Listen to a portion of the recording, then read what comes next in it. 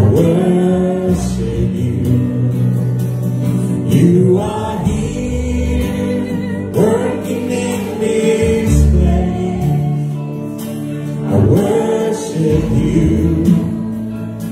I worship you. You are waymaker, miracle worker, promise keeper, light in the darkness.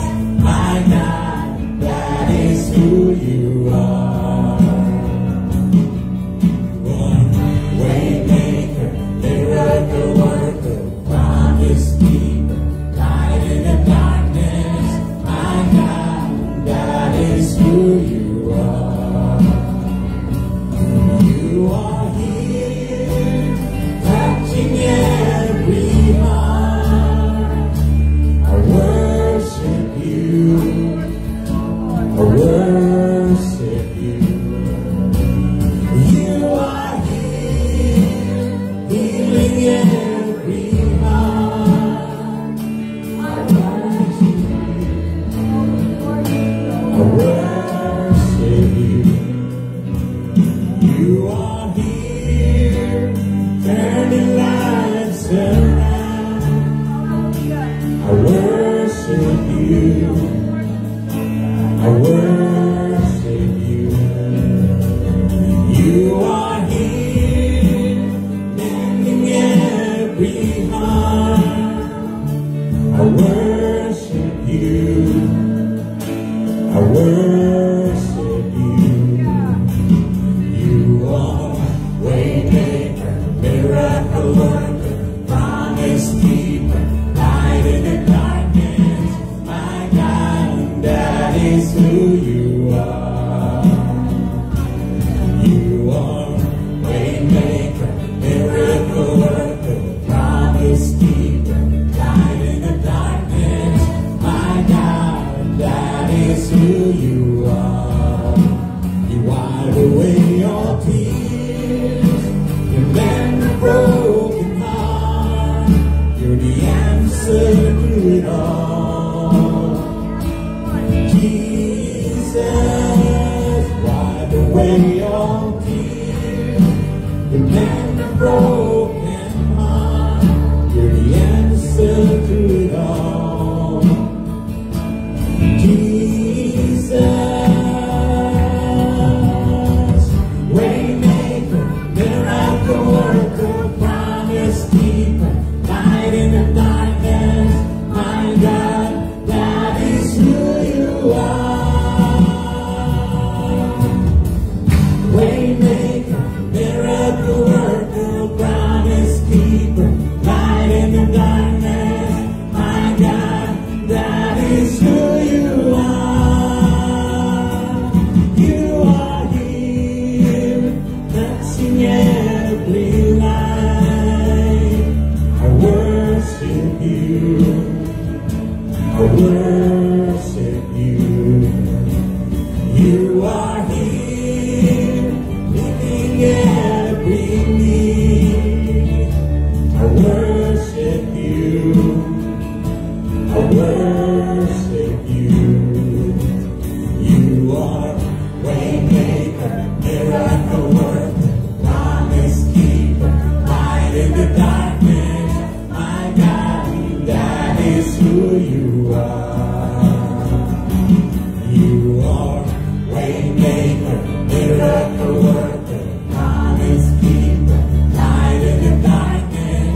My God, that is who you are. That is who you are.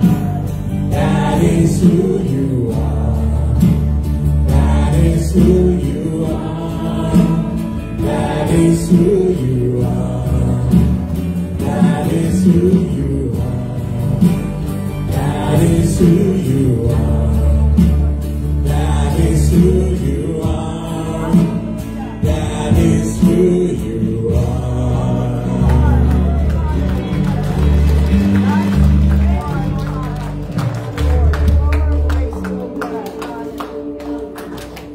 Hallelujah. God, we thank you, Lord. We bless you. This gathering this afternoon is to worship you, to praise you, and to honor you. Bless us, God, with your presence. That's our prayer, God. In Jesus' name.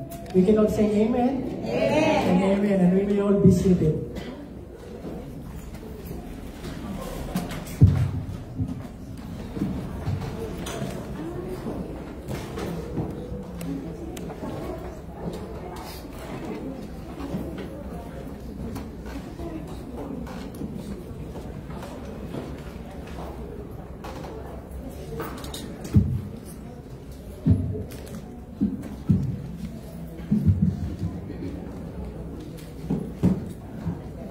Thank you, thank you.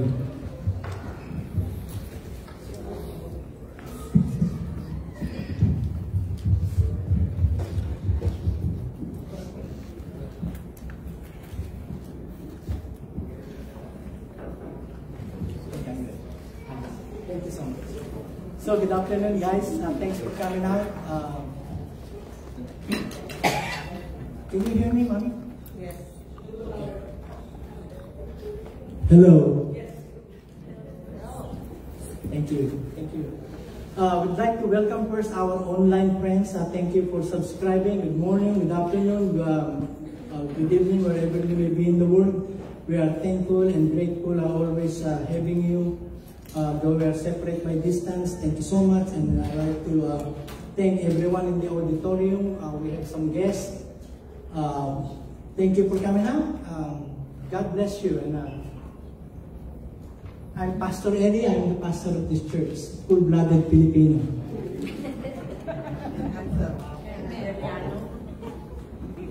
Southern accent. Yes, yes. I have an accent, Southern Philippines.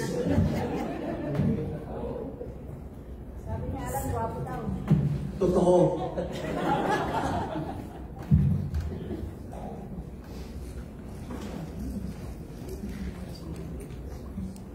So I'm continuing on the series that we've started a few Sundays back on the Beatitudes that you will find in Matthew chapter 5, 6, and 7. So we've covered the 8, beginning at verse 3, and then last Sunday we covered verse 10, 11, and 12. Okay, if you read these Beatitudes, you will be amazed and you will be impressed on how the Lord Jesus is the one who taught this, is the one who preached it. And you will be amazed in how he connected things. Okay, so he begins with verse 3. I'm not showing it on the screen anymore because I've shown it to you a number of times. It says, "Blessed are the poor in spirit, for theirs is the kingdom of heaven." So he started it there. And poor in spirit has nothing to do with poverty of material things and material things. Ito yung kahirapan, kadukhaan sa mga material na bagay. The poor in the spirit is talking about a person's assessment of himself being a sinner in the eyes of God. That he is beggarly poor. There is no merit that we can present to God and ask God, "Look, Lord, I've done so many good things while I was on earth. Maybe you will allow me to get into heaven." So the only merit that we can present God is our faith. If we call that merit, our faith in Jesus Christ. And then blessed are those who mourn, those who feel so bad about themselves, a sinner before a holy God. Blessed are the humble, the meek. Blessed are the peacemakers, for they shall be called the sons of God. Blessed are those who hunger and thirst for righteousness, for they shall be filled. Blessed are the merciful, for they shall obtain mercy. Blessed are those who hunger and thirst after righteousness, for they shall be filled. And then verse 10, "Blessed are you when you are persecuted for righteousness' sake. Okay, for great is your reward." Again, in heaven, blessed are you when you are maligned and mistreated by the world for my sake. Jesus Christ said, "For his sake." For then, rejoice and be exceedingly glad, for great is your reward in heaven. So now, putting them all together, he comes to these verses now. In verse, we're going to do 3 verses. Okay, and this is now what Jesus Christ says. After you have lived your life in the principles of those things, that it says the blessedness, the beatitudes of having the principles that Jesus Christ mentioned in verse 3 to verse 12. Now he's saying, now this is you now. Okay, these are you now. The very people who applied those truths into their lives. He said, you are the salt of the earth. Kayong asin dito sa lupa. But if salt has lost its taste, how shall its saltiness be restored? It's no longer good for anything except to be thrown out and trampled under people's feet. So he's using a similitude that you are not the salt of the earth. And I think every human being on earth, they know about salt. Okay? It is the most common thing that you will find anywhere else in the world. And then in verse 14, another symbolical thing that Jesus Christ says about the believer, he said, you are the light of the world. Kayo ang ilaw ng daigdig. A city set on a hill cannot be hidden. Nor do people light a lamp and put it under a basket, but on a stand, and it gives light to all in the house. Verse 16. In the same way, let your light shine before others so that they may see your good works and give glory to your Father who is in heaven. So everything is what? To the glory of your Father in heaven. We are not pleasing anyone here on earth. Okay? We do things not to please one another, but to please Him. Amen. Okay? Amen. And if that is your motivation, then you are in the right track. Because there are some people, they get so frustrated because they're trying to please people. You can probably please a few people in life, but you can never please all. Regardless of how gentle you are, how accommodating you are, how generous you are, how you are very tactful in your words, regardless of all of those things, there will be still people who will be antagonistic. Galit sa'yo. Galit sa'yo. And they did that to Jesus Christ. The most compassionate, the most merciful, the most loving and peaceful person. And yet they mocked him, they spit on his face.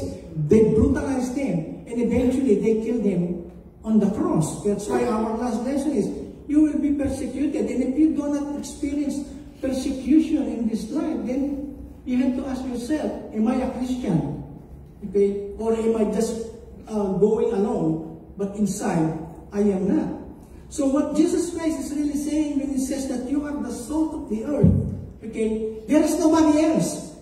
Okay? You are. If you're a believer, then you are. You're not becoming to become a salt. You are the salt of the earth. Okay? And then He speaks about this because influence is everything. Okay? And the very reason why God, the moment that we pray to God and ask for forgiveness and receive Him as Lord and Savior, why He didn't take us out of this earth, we die and take us to heaven, because He wants us to influence people around us. Okay? The way they don't see Jesus, nobody can see Jesus physically. The only Jesus that they will see, and that they will hear, and that they will be a role model is us. Hello. So, and that's what He's saying. So influence, that's what He's saying. Look at, and there are so many usages of salt. I will go to some of them. I cannot go to all of them. But even in the Old Testament, look at this. In 2 Chronicles 13:5, these are just the many scriptural usage of salt. In 2 Chronicles 13:5, ought you not to know that the Lord God of Israel gave the kingship over Israel forever to David and his sons by a covenant of salt? See, pakikipagtipan naman yung lahok na asin by the covenant of salt. Now, to understand more, let's go to one more verse. In Leviticus chapter 2, verse 13. This is now in the temple. It's interesting what we can read here. Look at what God is saying. This is to Moses, to the priest, and eventually to the whole nation of Israel. Look at what He commands them. You shall season all your grain, okay? All your grain offerings with salt. No? And then said that you shall not let the salt of the covenant with your God be missing from your grain offering. With all your offerings, you shall offer salt. See, bigyan nyo ng lasa, bigyan nyo ng flavor. Lahat ng iaalay nyo sa atin. See, that's what it's saying. And in that verse, and in many more scriptures in the Bible, this is what it represents. Salt was the symbol of permanent loyalty to the covenant. That's what it means. Salt was the symbol of loyalty, preserving something. Yung pong asin.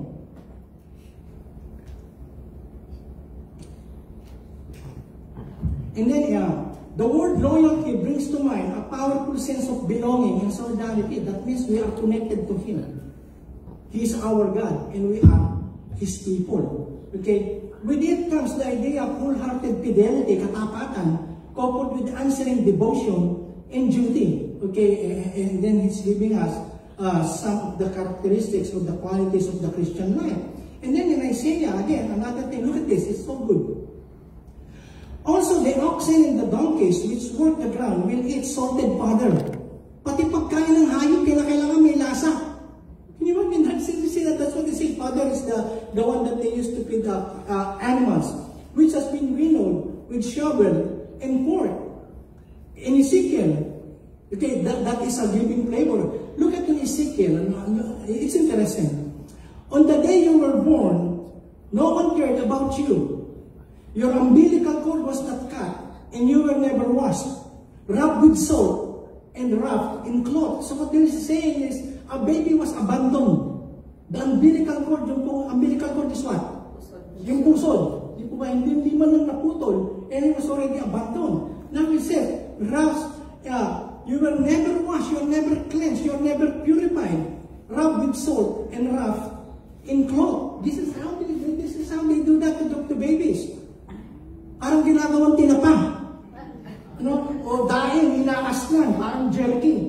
Okay, and we may be laughing because to us Filipinos, we don't use that, or we are not used to that, because most of us, we are born in an era where there is already what? A lot of antiseptics, a lot of, what do you call this?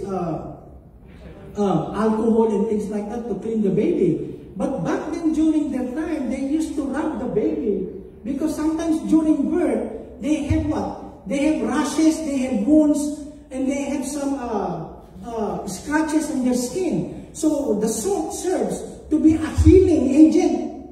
Nagpapagaling. Ano po? So that's what they use. And not only that, during the Roman Empire, salt is what they are being paid. Soldiers, Roman soldiers are being paid in salt. Asin. Ano po? Because it has some monetary values. And in fact, our English word salary is a Latin, it came from the Latin word salarium, meaning salt money. The English word salary comes from the root word salt. Because during the earlier times, that's how they're being paid. By salt. So as you can see, when Jesus talks about salt, everyone in his audience knows what he is talking about. Ano po? Then again, let us read again. You are the salt of the earth, but if salt has lost its taste, now the word there, earth is not this earth. It's talking about genus, mga tao. Okay? You are the salt of the world, the population, the people. That's what he's saying. But if salt has lost its taste, how shall its saltiness be restored? It is no longer good for anything except to be thrown out and trampled under people's feet. They understood what he is saying about that. You know, the main source of salt in Palestine, in the Middle East, especially in Israel, comes in the Dead Sea. It's called dead because it's very salty. So I heard a friend of mine, he volunteers, even until now, I have a friend in the Philippines. He volunteers every 3 or every 6 months to go to Israel to volunteer because a lot of the men and women in Israel they join the military. Okay, so they don't have people working in their farms. They don't have enough people working in their hospitals. They don't have people working in many of their institutions in Israel. Okay, so he told me or she told me, Pastor Ed, if you really want to learn how to swim, go to Israel. because the water is so salt, the buoyancy is so strong, you will just float. And that's totoo, and that's it. People can, not only that, a lot of people who have a skin disease or skin problems, they said, just few dip in the Dead Sea, you will be dead. No. Ayun naman eh. No. They will be cured. They will be healed because of that healing power in salt. Okay? And this is what they found. When they harvested, well, we were invited one time to a church in Utah, in Salt Lake. They call it Salt Lake because there is a salt lake there that is really very salty. It is not flowing. It is just coming from the melted snow that's coming from a mountain around it. And it is still salty that there is one only creature that are surviving in the saltiness of the water. Those we call na alamang. Those brine. Those very tiny shrimps. Okay? But anyway, it stinks. It stinks during summer when the water is very low. Those shrimps dies and stinks. That's why if you go to Utah in Salt Lake, most of the rich people, they live in the mountain. Okay? So that they cannot smell the stinks of Salt Lake. But anyway, when they harvested the salt, it comes with this kind of other compound, which they call it gypsum. This is poisonous. And it looks like salt. It has the properties of salt physically, but it is not palatable. It's not edible. It's not meant for eating or consumption by humans. You will die. You get poisoned. So, and this is one of the reasons of the salt losing its saltiness. If it is not properly processed and the gypsums are taken, then your salt is good for nothing. Okay, and then I will go now, what does it mean in our Christian life? Okay, it's interesting. The Philippines is a big producer of salt. Okay, in fact, there is a place there not too far from where I grew up in Sampaloc, Manila. It's gone now because they built a lot of subdivisions and buildings and structures. I remember when I was growing up, going to Cavite. Okay, going to Cavite. I'm coming from Manila. Okay, we're gonna pass Rojas Boulevard where the U.S. Embassy still is, okay?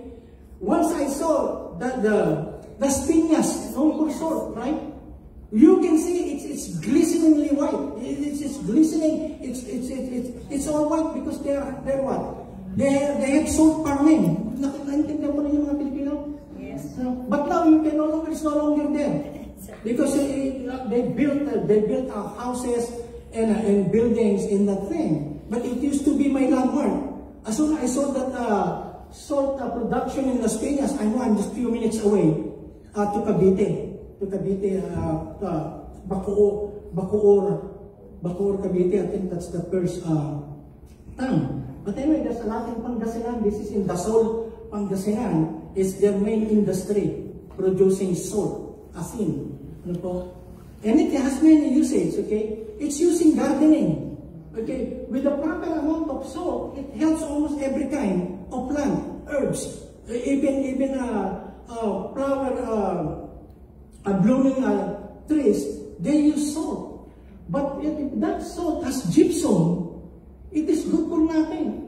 If that is contaminated with gypsum, and you add that to you add that to your gardening, it will kill all your plants. In fact, during the time of Jesus and even before the time of Jesus, if you have an enemy and they have thorns, okay, and you want to do them bad, just spread a lot of salt in whatever plants and whatever crops that they have. It will die. It will die because probably the acidity of salt. So he said something that if salt, again, I want to read this again. Okay, you are the salt of the earth. But if salt has not its taste, there's a big probability that salt can lose its saltiness. Okay, then it's no longer good for anything except to be thrown out and trampled under people's feet. While I was preparing this message, I I was thinking, I'd rather want to be a salt of the earth rather than MSG. You know what MSG is? Bechin. It's cancerous. If you go to a Chinese restaurant, I'm not saying all of them, and he says, wow, their fried rice is very tasty. Their noodles are very tasty. Wow, it's so tasty. You bet. It's a lot of MSG. And if you keep coming back on that restaurant, soon you will find yourself what? Swelling. Because it's not a good version of salt. But what you said, you're going to lose its saltiness. First, they have a lot of good ideas when you say that. First, the color of salt is what? Is white. And it's also interesting, you don't mix salt to your food doing this way. Every time you put salt when you are eating, you pour it from above. Am I right? You pour it from above. So it's the same thing. Our saltiness comes from above. Okay? And the color of a pure processed salt is white. It speaks of what? Purity and cleanness. Of heart and mind, of the way we live. Okay? So, in Matthew 5:8, one of the Beatitudes that we discussed, blessed are the pure in heart. Okay? So, there is this, okay? One of the applications to us, we need to be pure in order for us to give flavor and seasoning to the world that is corrupt. It's decaying, nabubulok na. Ano po? And then another thing is, we ought to flavor the word. I was given this. You know what this is? So, ang palaya, bitter melon, some Americans, they call this zucchini. Okay, and this has a lot of healthy, what do you call this? Things in it. Okay, it's bitter. Some of them they make this into a tea to drink. Okay, the only thing you don't want to be about ampalaya, you don't want your face to be like this skin. Ano? Mga mukha ampalaya, kulubot ang mukha. Kumusta ka? Ang fine. See, mapait eh. But you see, this can be organic, this can be so healthy, this can be so fresh. But if you cook this without salt, you will not taste, it will not be so attractive to the palate of your tongue. See, walang lasa. In fact, my wife, what she does, whenever we have a bitter melon or ampalaya, and when she finds that it's really bitter, some of them are really bitter, some of them are just average. It's not so bitter, you can eat it good. But some, they really become very bitter. Ano? Parang ginataang dahon ng ampalaya o ng papaya. But anyway, my wife will rub salt so that it will neutralize the bitterness or will take away some of the bitterness before she slices them or before she cooks them. And it works. Okay? My kids, they're not fan of this, especially when the first taste in the mouth is bitter. But as soon as they taste that it is not that bitter, then they will take it, they will consume it. So we ought to add flavor to the world. The world is tasteless because of sin. Matabang ang daigdig. I don't know. Some reaction, sometimes we Christians, if you are not living right, if you are not living the way God wants you to live, the way that we found in this Bible, sometimes it's the world that look at us Christians and the one flavorless. Okay? See, sometimes the way we live, you know, to them, look at them. Here they come, they are just killjoy. Okay? They are killjoy, they do not have any light, any color to any gathering. And there are some Christians who act like that. Okay? Who acts and talks like that, but then it should be the opposite. Okay? We should be the one adding to the flavorless environment for our people that we are, you know, we come in contact on a daily basis. They should see in us that we are flavorful people. Masarap na kasama. Have you been to a party and somebody came in and says, oh, here he comes, let's go home. And it's just so sad, right? It's so sad. And the worst thing, if you're the person that is coming and says, oh, let's go home, here he comes. You see? But on the other hand, whenever you attend a party, people will say, here he comes. Let's start the party. Turn on the radio. Bring out the balloons. That's it. Because you are what? You are a person that is what? That is so fun to be around. I'm not saying that if you are a Christian and you come to a party, that you compromise yourself. If they are talking bad jokes, talking about other people, you laugh with their jokes. I'm not saying that. Okay? But then they can see your distinctiveness. You are different. You are not weird. You are different. You are the salt of the earth. Now you give flavor to gatherings and to people to whom you rub shoulders with. Okay? And then another thing, not only we have flavor, we ought to sting the word. So we don't, it's kind of, like I said, it's kind of interesting, the many usage of salt. Have you experienced if you have, what people that sing out? Canker. Huh? Mouth sore. Mouth sore? My daughter calls it what? It's like a sexual sin. I mean, a disease. What do they call it? Herpes. Herpes. Okay. Okay. If you have sores, if you have singaw in your lips or in your tongue, and you put salt on it, especially the one that is coarse, mahapde, it stings. When you have an open wound, look at me. Try to rub your open wound with salt. I'm not talking about the fine granule salt. The one that is what? The one that's very rough. Like the one you use in your soap, water softener in your house. It what? Rock salt. It stings. So the same thing with us. When we are with worldly people, unsaved people, we live in a life, we talk, when we behave, and we respond to events in life that they get sting. Look at this person every time he comes. Okay, I just want to stop cursing. I remember when I was working, when I was working in I think that's my second job. There's a lot of Filipinos in that company. Okay, in fact, Mike Williamson came in there also, so we will work together. Mike is the one who gave me this. Okay. So, but anyway, there are few Filipinos in our department, but in the assembly line, there are a lot of Filipinos, probably about 15 or 20 of them. And Filipinos at work, when during lunchtime, they congregate. They have one long table, all Filipinos, and they share food.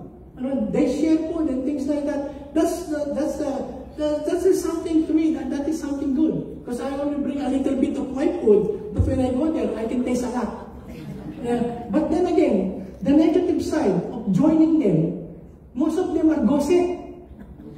They talk about other people. In fact, there are times that I join them and they're asking me, how much you make for an hour? They're asking to me, that is rude. You don't ask people at work how much they make. They're asking me how much I make. I don't answer that. And then every time, almost every time, I don't join them. Most of the time, I eat my lunch on my desk. Okay, it's more convenient for me. But then I don't want to break my bridge among the Filipinos, because how can I invite them, talk to them about Jesus, if I will not from time to time, befriend them. Okay, but I know my limitations. And I remember many times that there is their leader there, a guy. When they saw me coming with my food to join them, he will say in a loud voice for me to hear what he's saying. Here comes Pastor Eddie. Stop your cursing and your profanity. In Tagalog, sabi niya, hoy, wala nang murahan ha. Wala nang bastos. Pagka na si Pastor. And he says that not because he meant it. He means to humiliate me. Because you can see all the look in their eyes. They say, ito na si Killjoy. Because whenever they talk about other people, I don't smile, I don't even look. So they know that I am not agreeing with your subject and with your topic. So, whenever I'm there, I know they can feel it. They can feel it. They can feel the sting. Ayan na si sting.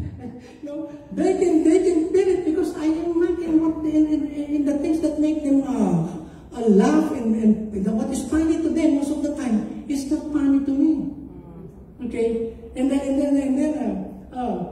that's why one of the things of the sorts that I like, that's why the world doesn't like us. Okay? They doesn't like us because they feel something painful every time we are present. Because they can feel that, look at this person. He doesn't have much in life. But what's in him, what's in her, that is so attractive. Hello? Yes. You see, people are attracted to us not because we are weird, that we are different people, or we all will look upon other people, the wrong things that they do, that they say. But there is something in us that they want. Okay? And the next thing is not only that we need to be staying Tagalog, magbigay hapdi sa daigdig. Another thing is, we ought to also to just make the world thirsty for God because our lives are so full and so rich. You know these athletes in some people, okay, when they are practicing, so that they will drink a lot of liquid, a lot of water, a lot of fluid, they have what they call the salt cubes. Because if you have salt cubes in your mouth, you will thirst for water. You see, that's why if you are stranded in the sea, they don't recommend drink the sea water. Because the more you drink sea water, the more thirsty you're gonna get. Okay, and some of them, I heard this, they drink their own pee. Okay, so that they won't dehydrate because of drinking salt water. So that the other purpose of a salt that is so good is to make the world thirsty for God. They want to be a Christian. They want to believe what we believe, to whom we believe. They want the life that was given to us by God because they don't have it. How come when Christmas comes, they are so happy although they're not buying new things. I'm not against buying new things, okay? New things are good. Okay? And some of you said yes to it. Look again to your closet when you go home this afternoon. Donate some of your clothes. When you bought your clothes, you are size 10. Now you're 16. And still you're saying to yourself, I'm going to exercise, I'm going to go back to size 10 again. No. If it is size 16, go away. Give it up. Go it away. So what I'm saying is, we Christians should be what? Should be something that you don't have much in life, but you are happy. Look at you don't have much money. I'm not against money. The Bible is not against money. Okay? If you have a lot, give some to me. So he gave this to me. But his example is if you are in the mountain. Pastor Eddie is not in the mountain. Hello? Just set that aside. But they're happy, they're contented. You see? They're just, I'm not saying that you don't upgrade yourself to better yourself, you know? Like, if you need more experience, you need more education to upgrade yourself, then go for it. But what I'm saying is that the contentment does not come in what you possess or what you don't possess. Your contentment comes from God. Yes. See? If I only have rice and adobo, I'm happy. And then you have a lot of friends. And there are some people, every time they eat outside in a restaurant, they will post it. They will post it. I'm now a Terragucha. Eat all you can. Sirloin, you name it, all those kind of meat. Pinupost na. McDonald's na nga, hindi ako makapunta eh. Hello? Nagdadala pa ako ng kupon every time I go to Kentucky. Terragucha pa. I'm not saying it's bad if you want to invite me there. I'll see you there at the parking lot. I want to go there. But what I'm saying is, be content. The Bible tells us, Paul said to Timothy, be content in whatever you have. Because God said it, I will never leave you, nor forsake you. And when people say contentment, especially in America, okay, we are the envy of the world. Do you know that? We are the envy of the world. Just look at your pantry. How many kinds of breakfast that you can choose from whenever you open your pantry and then your refrigerator. Okay? You have at least 4 different choices of breakfast. Every morning. Even your egg. Okay? You have a different ways of cooking your egg. You know, you have cereals, you have oatmeal, you have and things like that. Bread, and even the bread. Okay? You have a lot of choices for your bread. I want wheat bread. I don't like white bread. I want multi-grain bread. Can you believe that? In the Philippines, matsakaw na.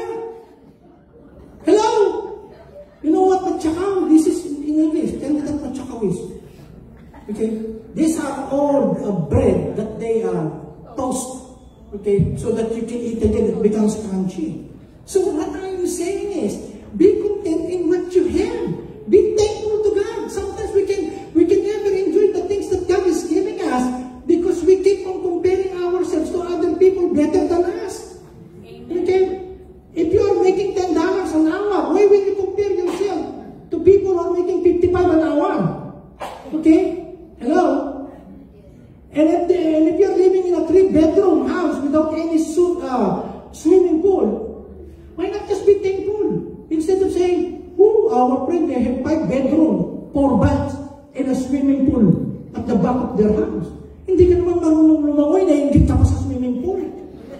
You know, one time I was invited, me and my wife, one time we were invited to a children's party. You know, we still go, we don't have any more small children. One time we were invited. And there was another old lady that we know who was seated there, and her face is really very dissatisfied, very she's not very happy being there. So I sat close to her, and then she says, "Oh, how are you? How you feel?" "I don't feel good, Pastor, because you know what? The last time my granddaughter celebrated her birthday, we invited all of them here. But now, they just invited me, they didn't invite my husband." And she's not so happy about that. Actually, it's not on purpose. Her husband is working. Okay? That's why her husband was not able to come to the party. And another thing is, she is very much upset. I don't know the whole thing, but she's upset. I said, is it not good that they invited you to this party? Okay? Look at this. You shouldn't be here anyway. This is children's party. What they got? They got donut, ice cream, and cake. You are diabetic. You shouldn't be here in the first place. You shouldn't be eating what the kids are eating. Can you imagine donut, cake, and ice cream? And she's feeling bad that, you know, she's not, the food is not. So there's a said, make the world thirsty for God, so they will never be thirsty if they see Christians acting up negatively and very offending to other people. Ano po? Hello? So be careful. If you're the salt of the earth, people are attracted, okay, to you, not because of your so many of your personality and things, but you got something that they don't have. You got something that they keep on finding in different things, in different relationships, but they cannot find it. You can only find it in Jesus Christ. Let me continue. We are a preservative. Okay? Back then, they don't have refrigerators. They don't have refrigerators to store their meat, to store their fish. Okay? So for them to preserve their meat and the fish, they have to rub it with salt to preserve it, because salt has that capacity in it to overcome decay, yung pagiging bulok. So that's why they turn it into jerky. You know, it is sometimes you say it's too salty. The saltier it is, the longer it lasts. So that's why it's preservative. And if you look at the world, okay, the world is not getting any better. No, I am not being negative, but I'm just being true to you. Even on Jesus Christ, if you want to go to the Bible, how we wish we will find. Even some people, they say that the knowledge that we have now, the technologies that is available to them, it is enough to change people, the way they act, the way they think, the way they relate with each other. But we are not seeing that. It's becoming worse. You know, how many young people are killing themselves because of what? Internet bullying. Can you imagine? They're receiving text that is so offensive to them. Sometimes many young people, they cannot take it. They kill themselves. So technology is good on one hand, but it's bad on many other of its aspects. Okay? But look at what it says here. That's why the earth needs salt. And we are the salt, nobody else. Now, you cannot take salt. Okay? We are the only salt. Jesus Christ said, you are the salt. Okay? There is nobody else. You cannot point to other people. neutral, then let them become salt, but not me. No, look at what it says there. This is in the last days. But evil people and impostors, yung papanggap, will proceed from bad to worse. So it's not getting better. From bad, it's going to get worse. And it's true in all aspects of society. Okay, if you're watching the news, you're going to get sick. And on about 90% of what you see in the news. That's why I like sports. I like to watch the sports, okay? I watch it every Saturday, college football, every Sunday, professional football, because at least one team wins. Okay? One loss, one team wins. But if you look at the news, it's not everybody is losing out. Look at it in America, how corrupt and how bad America has become. People are rejoicing because somebody got killed. Hello? They are dancing and they are shouting, it's good for him that he has killed. Where is decency? Okay? And it is so corrupt here now that they like criminals roaming the streets and they want to stop police patrolling the streets. They want rapists, drug addicts, assaulters, and all these bad people who go looting and vandalizing, and you name all the crimes. They want them on their streets. But when it comes to the police, they ban them. We don't like them. So that's how things. Even in the Philippines, you remember the news in the Philippines? Just 2 weeks ago, there are a lot of unrest happening. It's not new. When I was growing up, it's just every other week occurrence in the streets of Manila. But you know why they're protesting? Because of corruption. See, they cannot even better the streets, better the drainage, so that every time there is I told my niece, you know, Manila, most of the time they are not flooded with water, rainwater. Manila, most of the time is flooded with garbage. See, it's garbage floating because most people are so corrupt. They don't have any discipline. They throw everything in the drainage. So when rain comes, it's clogged. Okay? And then the government will raise some funds to clean it up, to fix it, to fix the road, to fix all of those. But where do they put it? They don't put it on projects. They put it in their wallet. They put it in their pockets. It's not a new thing. You see, it's still corrupt. It's still corrupt. And it's not only in the Philippines. That's why Jesus says even people will become from bad to worse. And without salt, the world will continue to decay. It will just want to die. If you read in Thessalonians, the Bible, in Corinthians, the Bible tells us that we, the church, the believers, it's so important that you hear this. Okay? There is an event that is coming so soon, and there is no pre-sign that it will happen. It can happen anytime. It can happen even before I finish my sermon. It can happen while you are driving or anytime. And that's the rapture of the church. See? Where the church, the believers, the group of believers will be taken out, will be brought to heaven with a loud shout. Okay? And then what will remain here are just the unbelievers and those Christians who deny their faith. You know, the impostors, pretending they are, but they are not. So if you look at in your Bible, once the church is taken through rapture, hell will be unleashed on this planet. Okay? It will be a terrible thing, and it's a 7-year tribulation that the Bible says. People will be killing people. People will be dying wherever you go. Okay? And all of those calamities and bad things that will happen. The only thing that the earth is still existing is because of us believers. We are the salt of the earth. Okay? We still have missions. And our mission is what? To give life and to preserve what is dying. So if you are a believer, remain a believer. And if you are not a believer, join the believers. Okay? Because or else, you will be a part of this decaying world. And there is no stopping of that. Okay? There is no stopping of that. Let me continue on. Look at what it says in Genesis 6:5. It's still the same. The reason why God killed all human beings except 8 people, 8 in the family. Okay, Noah, his wife, their 3 children, and their 3 children's spouses. Okay, 8 of them. Because of this, look at this. The Lord saw that the people on the earth were very evil. He saw that they thought only about evil things all the time. See? And we still see that.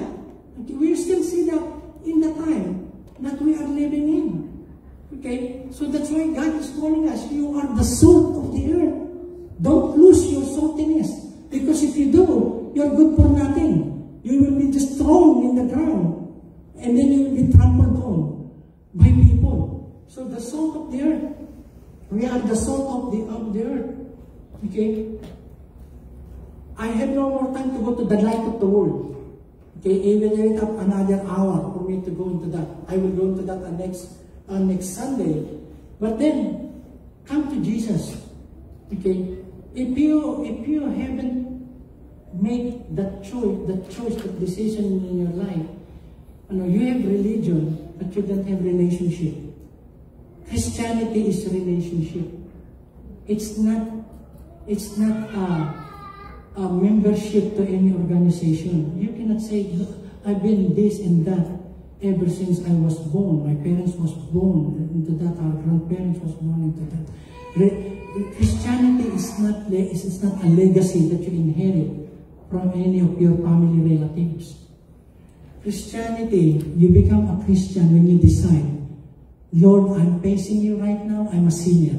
Nothing in my life, nothing I have done, even the good that I have done in your eyes, it's just filthy rags. Maraming basahan yung mga mabubuti kong ginawa. Okay? But we can come to the Lord and say, Lord, I don't even taste anything. I am a flavorless person.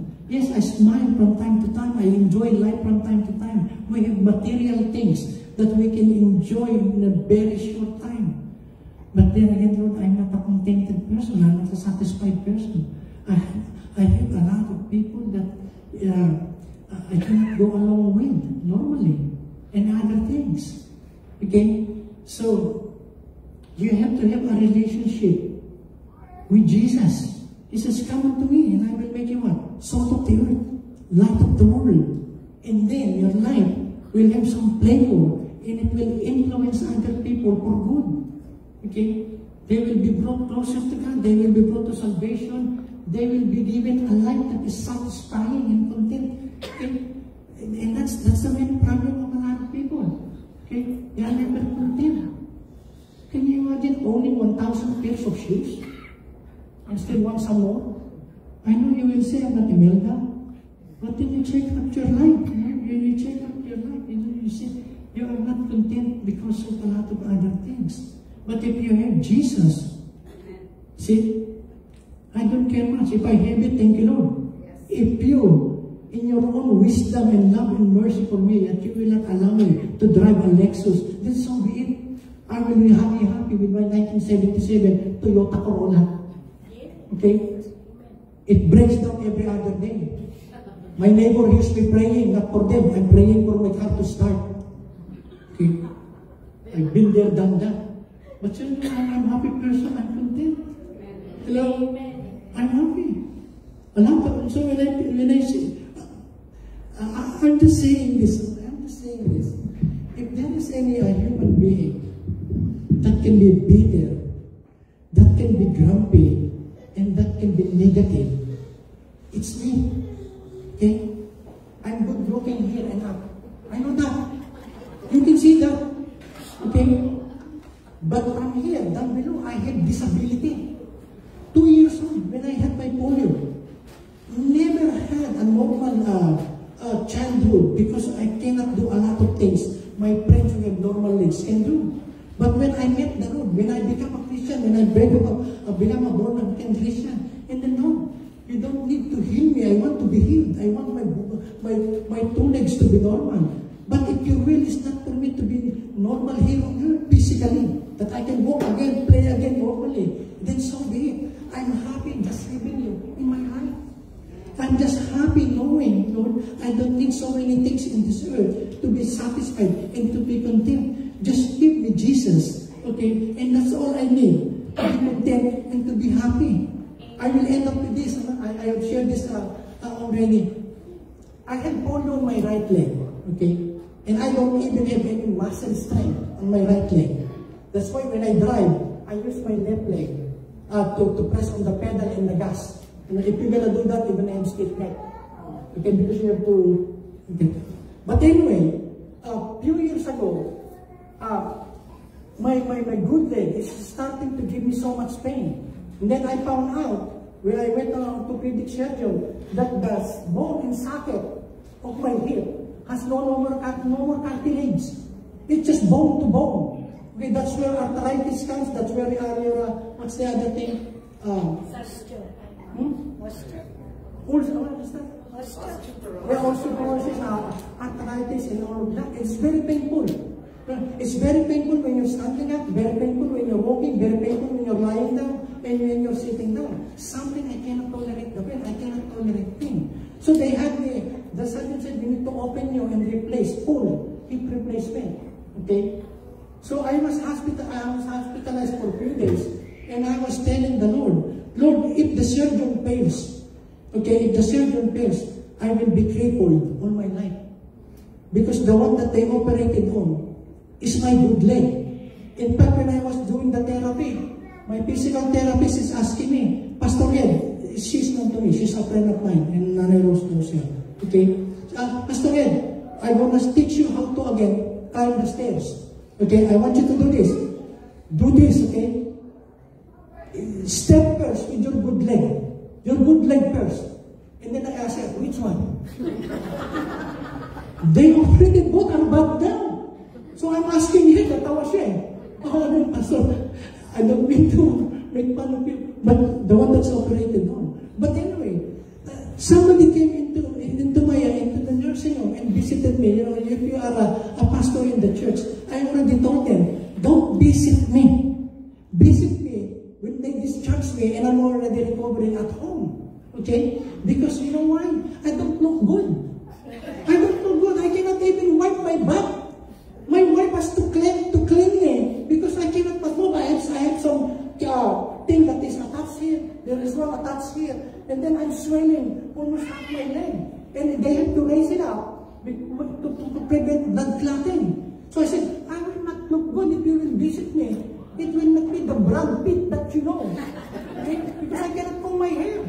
I'm bad breath. Because I only brush my teeth when my wife is there to help me. But anyway, they keep on coming. Another thing, they are giving me, what they call this? They're giving me a lot of painkillers. And you know what painkillers does to you? Constipation. See, that's why before they discharge you, they give you prune juice, they give you things so that your bowel movement will be normal. So what happens when you have constipation? You poo and it's very stinky. The whole room, even the doctor doesn't want to come in. And then you're gonna visit me. So I said, no, in the house. But they keep coming. So there is a lady who came. And she was crying. I thought she was crying when she saw me. Miserable. But when I asked her, why are you crying? Pastor, nag-aaway kami kagabi ng asawa ko. I have a fight. I have a quarrel with my husband. He came drunk. And he tell a lot of bad things and words that hurt. And she was crying. So I was thinking to myself, what do you want me to do? You see, I'm here. I don't even know if I will come out here alive. And I was thinking, and she asked me, can you pray for me and my husband? And suddenly, in the instant of time, I says, look, Lord, I'm the salt of the earth. Even though in my situation, I'm lying here in bed, almost dying because of the surgery. And still people are coming to get some salt. So she told me, can you pray? I said, come here. So I asked her to come here on the other side. And I was holding it and praying. And then after she's gone, I says, can you imagine that, Lord? I'm supposed to be the one being prayed for. But now I'm the one praying for somebody na inaway lang ng asawa. No. See, that is the same thing. That is what salt means. You preserve, you give life, you give flavor. You give good things to other people who needs it bad. No? It's always good to be the giver and not so much the recipient. Okay? Have you think about it? Sometimes, or most of the time, it's better that you're the one visiting people in the hospital than you being visited. Yes. Hello? Okay. Is it not good sometimes, most of the time, that you're the one helping and you're not always on the receiving end, being helped? Hello? You are the salt of the earth regardless. And God has a purpose for you. Give life to other people. A lot of people are going through life terribly. And you can see them smile, you can see them act normally, but deep inside they want to explode because of what they're going through in the family, with their health, with their relationship. But if you have Jesus, you have salt in your life. Okay? And the more you help other people, the more you're being healed, the more you're being encouraged, the more you're becoming the person that God wants you to be. You are the salt of the earth. We bless your name, and go ahead and worship, praise Him. We thank you, God. We thank you, God, for your word, Lord God. It's all possible because of you. Those who have come, Lord, here, they are not a believer. They are not a Christian. Yes, they have their own religion. They belong to a church. But personally, in their heart, they haven't accepted you as the Lord and Savior of their life. Touch them, God. Let them pray and come to you and ask you for forgiveness of all their sins. And let them ask you, Lord, that they become a child of yours, a daughter and a son of yours, God. And I pray, God, that if they do pray that thing, Lord, this afternoon, even those watching us on social media, Lord, I pray for your touch upon them, God. Let them live a life that is pleasing to you and a life that is a blessing to many. Just ask Him, Lord, I come to you, forgive me. Lord, I come to you. I want you to make me as one of your children and cause me to walk a life, to live a life the remaining of my years on earth, a life that is pleasing to you. Not as a member of my church, but as a member of your family, a member of your kingdom. We thank you, God, that we can only be called sons and children of God through our relationship with Jesus Christ. We thank you, Lord Jesus. Amen and amen.